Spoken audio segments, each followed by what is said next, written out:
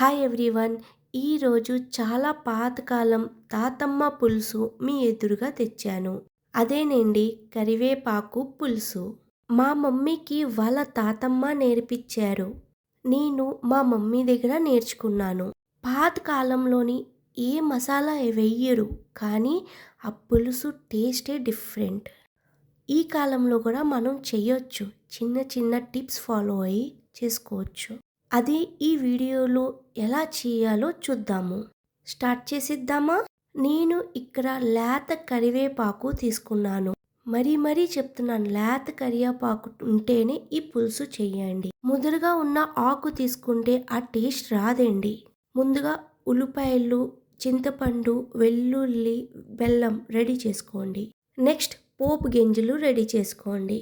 తర్వాత చింతపండుని వాష్ చేసుకొని నానబెట్టుకోండి. నేను చూపించిన విధంగా చేస్తే ఈ పులుసు నెల వరకు ఉంటుందండి. నెక్స్ట్ మిక్సీ జార్ తీసుకొని కరివేపాకు, ఉల్లిపాయలు వేసుకొని మెత్తగా రుబ్బుకోండి. వాటర్ చూసుకొని వేసుకోండి. కొంచెం వేసుకొని మెత్తగా రుబ్బుకోండి. అలా అని పల్చగా చేయకండి. కరివేపాకు వల్ల చాలా లాభాలండి మనకి. ఎప్పుడు ఒకలా కాకుండా కొంచెం న్యూగా ట్రై చేస్తే మనకి తినాలనిపిస్తుంది. కడాయి హీట్ అయ్యాక ఆయిల్ వేసుకోండి. ఇక్కడ మీరు నువ్వుల నూనె యూస్ చేస్తే ఇంకా చాలా మంచిది. ఈ పులుసు బేబీ పుట్టిన తర్వాత పురోటాలు కూడా తింటే చాలా బలమేండి.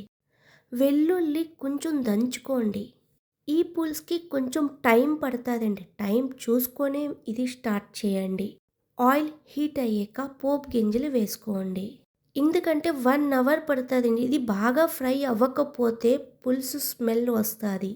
నెక్స్ట్ దంచుకున్న వెల్లుల్లి వేసుకోండి. లైట్గా ఫ్రై చేసుకోండి.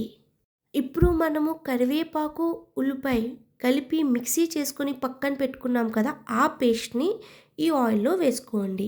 ఆయిల్ కొంచెం ఎక్కువే వేసుకోండి, ఎందుకంటే ఫ్రై అవ్వాలి బాగా. కొంచెం ఫ్రై అయ్యాక పసుపు, తగినంత సాల్ట్, కారం, తినేవాళ్ళ కొంచెం కారం ఎక్కువే వేసుకోండి. ఎందుకంటే లాస్ట్కి పులుసు మొత్తం లాగేసుకుంటాయి అన్నీ. మా మమ్మీ చిన్నప్పుడు వాళ్ళ ఇంట్లో వాళ్ళ తాతమ్మ ఉండేవారు.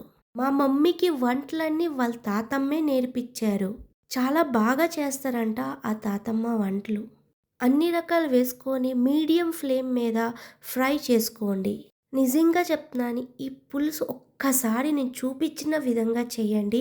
నెక్స్ట్ మీరు నాకు కమెంట్ చేసి చెప్పండి ఎలా ఉందో. పులుసు దగ్గర అయిన వరకు, ఆయిల్ మొత్తం పైకి వచ్చిన వరకు ఫ్రై అవ్వాలి. చూడండి, కలరు చేంజ్ అయింది, ఆయిల్ కూడా పైకి ఎలా తేలుతుంది. మొత్తం వాటర్ అంతా ఇంకిపోవాలి అండి. చూడండి ఎంత బాగా ఫ్రై అయ్యి దగ్గరికి అయిపోయింది. ఇప్పుడు ఇక్కడ చింతపండు నానబెట్టుకున్నాం కదండి, ఆ చింతపండుకి వేయండి. పల్చగా చేసి వేయకండి, ముద్ద చింతపండే వేయండి. పులుపు తినేవాళ్ళు కొంచెం ఎక్కువే పులుపు వేసుకోండి. కొంచెం బెల్లం వేసుకోండి. ఒక్కసారి కలుపుకొని 10 to 15 మినిట్స్ వరకు ఫ్రై చేసుకోండి. నెక్స్ట్ ఫ్రై అయ్యాక వాటర్ యాడ్ చేయండి. ఒకేసారి ఎక్కువ వాటర్ వేసుకోకండి. కొంచెం వాటర్ వేసుకొని కలుపుకోండి. నేను చూపించిన విధంగా.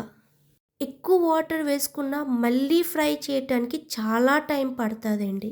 అందుకనే మరీ చెప్తున్నా, ఎక్కువ వాటర్ వేసుకోకండి. బాయిల్డ్ అవ్వాలి అండ్ ఆయిల్ బయటికి రావాలని వాటర్ యాడ్ చేసుకోవాలి. ఆయిల్ పైకి తేలిన వరకు బాగా ఫ్రై చేసుకోండి. చూడండి ఆయిల్ ఎలా తేలుతుంది పైకి. చాలా ఈజీ అండి, కానీ కొంచెం ఫ్రైలోనే టైం చాలా తీసుకుంటుంది. చూడండి మన ఈజీగా, టేస్టీగా మన కరివేపాకు పులుసు ఎంత బాగా రెడీ అయిపోయింది. వేడి రైస్లో ఈ కరివేపాకు పులుసు వేసుకొని తినండి.